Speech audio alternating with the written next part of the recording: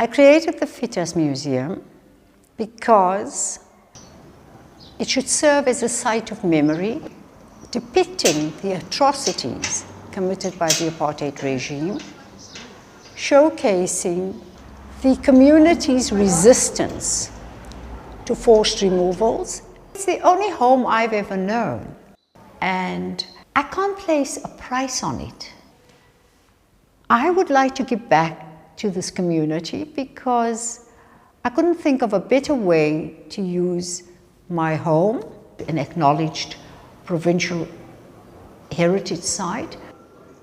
When my father came from India as a little boy, he ended up working for the Surti family. My mother was introduced to my father, and they got married and they lived upstairs. The contents in this museum are from people that lived in the area. And having spent my entire life here, it wasn't very difficult for me to collect the artifacts. The Patel family operated a family business as a jeweler.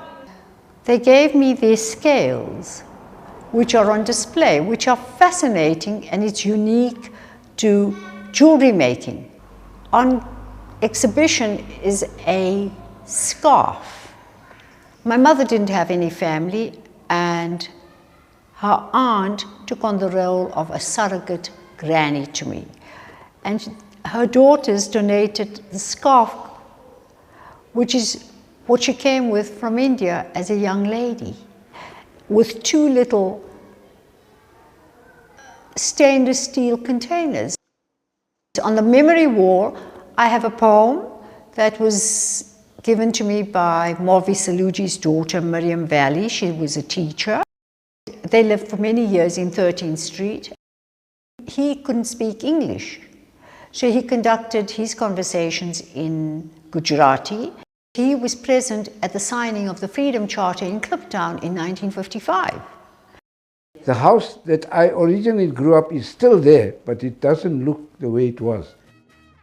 Vrededorp has a special place in my heart because we met with gangsters, and we met with clergymen, and we met with, all sorts of people who were in Vrededorp, My name is Ntate Ibrahim Odimukwani. I'm born in Vrededorp, 22nd Street. I'm African. My parents got married in this area. And my roots are here. In Fietas, we could be rated amongst not so well off black family. We had a main house on 22nd Street, and we had his business shop because he was a tailor. My experiences growing up in Fietas was nothing short of wonderful. I'll just take a typical example of living on 18th Street. We lived next to Indians. Opposite us was what we call a shabin. There were African people there that used to brew their own homemade beer. We had Chinese neighbors that live about 5 doors away from us. Across we had Malays and we had colored people. So we lived very mixed. Oh, I had a very fantastic childhood in Fietas. I played on the streets. I was the one we played marbles. We drank from the hose pipe. We shared our bicycles with the neighborhood children. The street lights were our warning to come inside because that's when you knew it was time after to come in home. The spirit of this community was absolutely brilliant. If you had to come to soccer on a Sunday, it all started from around 8 o'clock in the morning. As the day went on and all the Super League games were taking place and so forth, the crowds were building and were becoming bigger and bigger.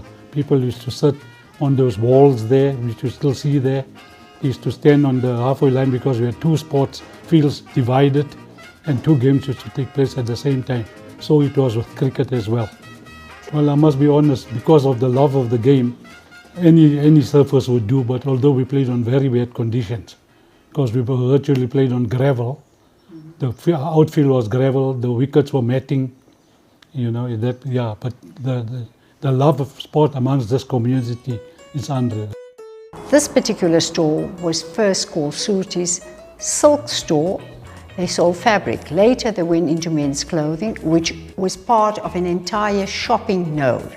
More importantly, because we were in such close proximity to Johannesburg CBD, things were sold slightly cheaper in 14th Street, and that was the bargain place. It was akin to Petticoat Lane and Piccadilly Circus. And it was just unique.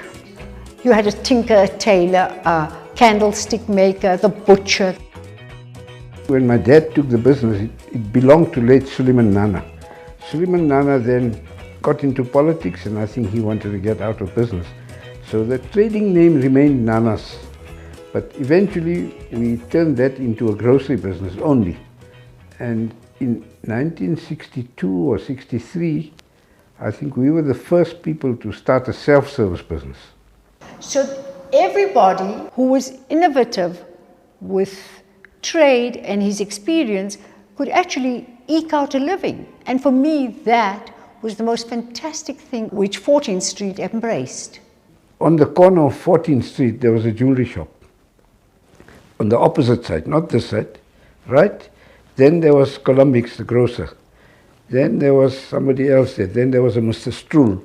And so those were all white shops on that side. This side was all Indian shops. Mr. King, who was a Chinese guy at the grocery store. Mr. Columbix, we used to call him Mr. J, he had a grocery store. If we ran short of goods, we would borrow from each other, and when we got our stuff, we'd go and give it back to them. So that's the relationship we had, It doesn't happen today. Fietas was very politically conscientized, and some of the leaders in the political arena, like the late Dr. Dadu. When he first qualified as a medical practitioner, he opened his surgery in 11th Street. Dr. Hurley Asvat. His family business was diagonally across where the Fietas Museum is situated.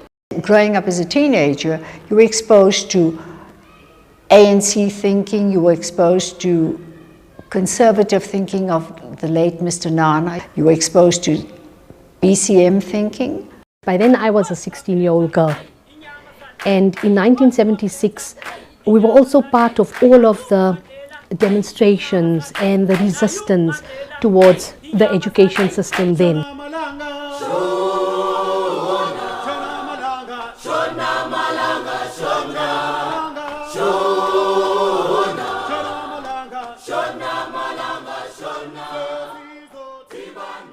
What I do remember is people coming from the then municipality or the then council. I do remember at some point sitting in when my father was chatting to one of them, and my father saying things like, but why? Why can we not continue building here? Why don't you upgrade our homes here? That's where we saw entire bulldozers. Hefty white man, big stomach in front there. Giving the orders, demolishing my personal property with the others. And already homes being, evacuated and emptied.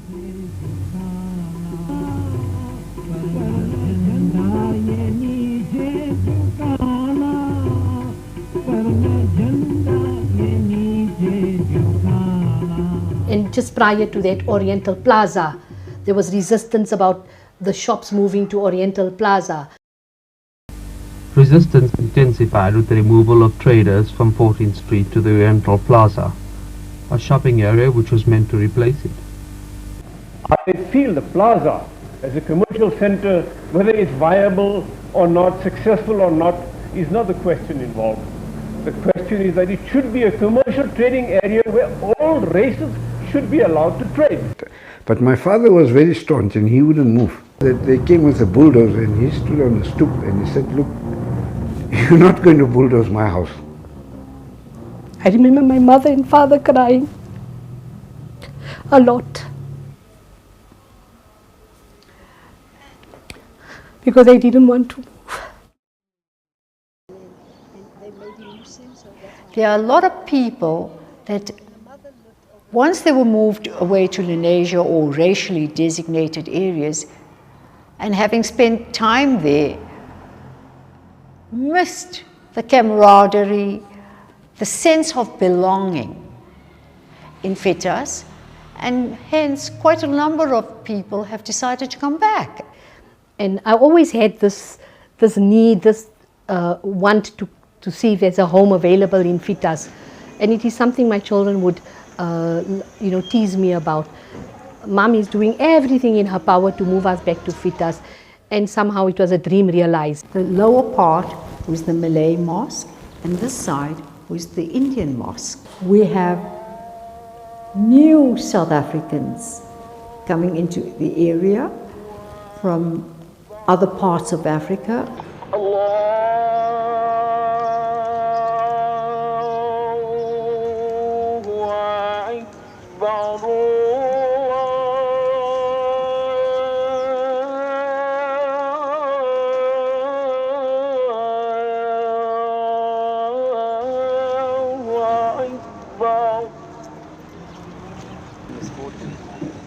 The challenges facing Fietas today are numerous.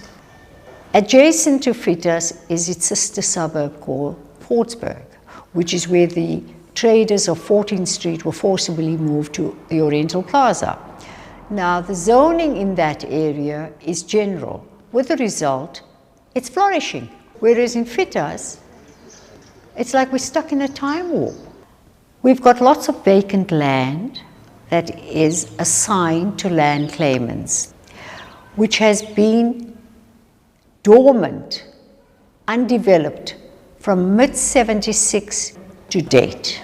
I live right next door to a home that is full of foreign nationals. I don't feel unsafe. In fact, if I need any assistance, I know they are there for me. I found my Lat Lamiki, my young son, he was about 10 when we moved here, and he was playing soccer and he was part of a league, but they were playing, mixed whites, Indians, colors, Africans, foreigners, Somalians, Malawians. The removal has heightened our sense of appreciation. We have become more courageous and brave, and we've become a lot more familiar with our surroundings. We've become a more closer-knit community. Even if we need a bowl of sugar, a few ingredients we're short of, I'll run down the road to my auntie Khadija, and she's the 86-year-old lady who's always welcoming and happy to help and borrow, and likewise they'll come to us. Okay, no, the spirit of generosity of Fietas and community spirit to share and to look out for your neighbors. It is a welcoming environment, and that cannot be easily found in historically white suburbs of Johannesburg.